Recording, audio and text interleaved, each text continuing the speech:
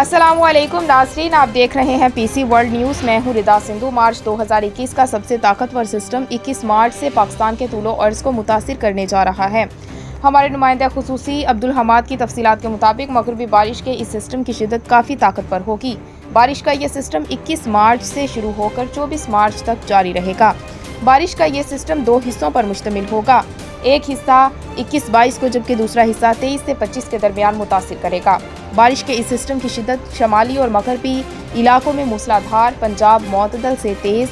मौजूदा आने वाले बारिश के सिस्टम के ज़ेरे असर पंजाब जगह जगह गर्ज चमक के साथ मुअतदल से तेज़ बारिश, शदीद आंधी और कई मकामात पर सालाबारी मुमकिन है। गंदम को शदीद खतरा होगा।